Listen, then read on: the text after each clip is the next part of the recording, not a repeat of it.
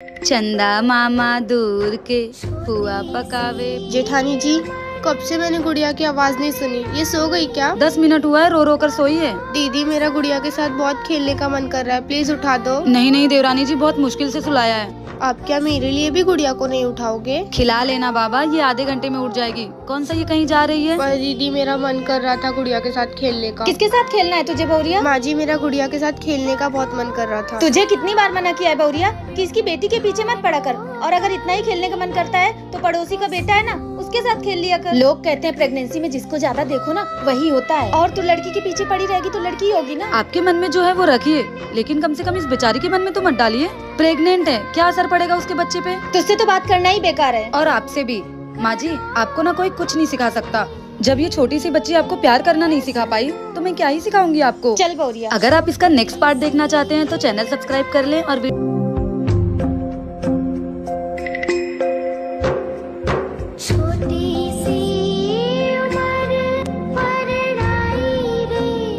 माँ जी, खाना हो गया है, लगा दूं? अब आधी भूख तो मर ही चुकी है, जो बच्ची खुची है वो भी मारना चाहती है। लेके आती हूँ।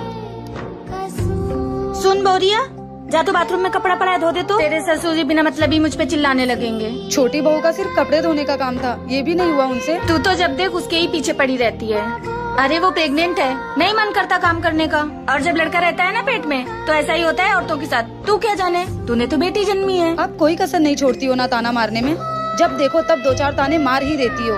अरे क्या पता उसको भी बेटी हो गई तो, और कौन सा आपने दवाई खिला रखा है कि बेटा ही होगा। फिर तो अशुभ बोल रही है, अपना मुंह बंद रख और जाके बाथरूम में कपड़ा पड़े हैं उनको धो जाके। हे भगवान, बेटी नहीं जैसे पहाड़ टूट पड़ा है इनके घर पे। कभी खुश ही नहीं होते बेटियों से, पता नहीं क्या ही प्रॉब्लम है। दीक्षा, तुमको शर्म आती है थोड़ा? तुम क्या अपने परिवार के साथ भी ऐसा करती हो? क्यों, क्या हुआ? दीक्षा, वो पूरा दिन काम करती रहती हैं। कौन? मैं अपनी माँ की बात कर रहा हूँ। माँ जी कहाँ पूरा दिन काम करती हैं? वो तो अभी वो जिद कर रही थी कि मैं बर्तन धो दे। दीक्षा, झूठ मत बोलो मुझसे। अगर दोबारा ऐसा हुआ ना तो मुझसे बुरा कोई नहीं होगा। मैं झूठ नहीं बोल रही हूँ। अगर मुझसे जुबान लड़ाई ना तो हाथ उठ जाएगा मेरा। चली जाओ यहाँ से।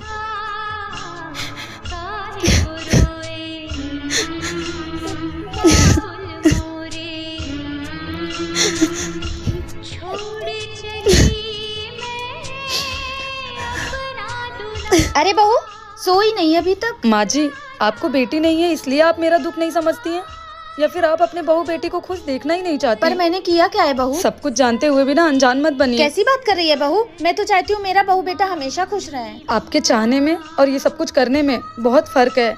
जिस घर में आपकी जैसी सास हो ना, उस घर में बहू कभी खुश नहीं रह सकती। पता नहीं क्यों सास अक्सर बहू का दर्द कभी नहीं समझ पा। अभी कहाँ है तुम्हारी नई बहू? मन तो नहीं था पर मुंह दिखाई तो करनी थी, इसीलिए चली आई। अरे दीदी आओ ना, बैठो। बहू जरा बाहर आओ बेटा, तुम्हारी बुआ सास आई हैं। अरे बस बस रहने दे, ले पकड़ तेरी मुंह दिखाई।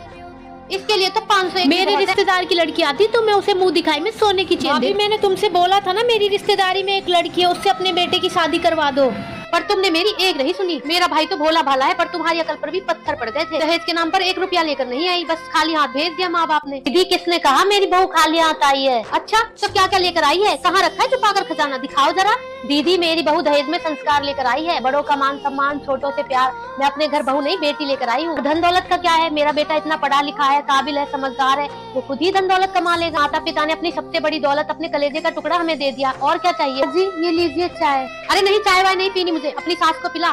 चलती हूँ भाभी मैं, दीदी ना कभी नहीं बदलेंगी। बहुत परेशान मत हो, जा अपने कमरे में। ठीक है माँ जी। जेठानी जी। हाँ देवरानी जी। जेठानी जी, वो मैं आपसे ये पूछने आई थी कि इनके फोन में बार बार किसी का कॉल आ रहा है, किसी का मैसेज आ रहा है, तो क्या आप मुझे पढ़कर बता देंगे इसमें क्या लिखा है? आपके देवर जी नहाने गए हैं। पर क्यों देवरानी जी, तुम्हें मैसेज पढ़ना नहीं आता है? नहीं जेठानी जी, मुझे अंग्रेजी पढ़ना नहीं आता है। कोई बात नहीं, मैं तुम्हें पढ़कर सुना देती हूँ। ठीक है जेठानी जी। अरे देवर जी तो देवरानी जी को धोखा दे रहे हैं, अगर ये बात देवरानी जी को पता चली तो उन्हें बहुत बुरा लगेगा। क्या हुआ जेठानी जी, बताइए ना क्या लिखा है इसमें? कुछ नहीं देवरानी जी, वो देवर जी के ऑफिस से कुछ इम्पोर्टेंट मैसेज था, बस और कुछ नहीं। अच्छा जेठानी जी, मुझे थोड़ा सा काम है, मैं जाती हूँ। देवरानी जी प्लीज मेरी बात का बुरा मत मानना। क्या हुआ अगर तुम अपने मायके में नहीं पढ़ पाई, पर तुम यहाँ कोशिश करो, देवर जी से 1 घंटे रोज टाइम निकाल कर पढ़ लिया करो। अगर देवर जी नहीं पढ़ाते तो मैं तुम्हें पढ़ा दूंगी। देखो जिंदगी में काम के साथ साथ पढ़ाई भी जरूरी है। देवरानी जी अगर तुम पढ़ लोगी तो ऐसी छोटी छोटी चीजों के लिए तुम्हें दूसरों के पास नहीं जाना पड़ेगा। जी जेठानी जी ठीक है, जाओ तुम जाकर अपना काम कर लो। जेठानी की बातों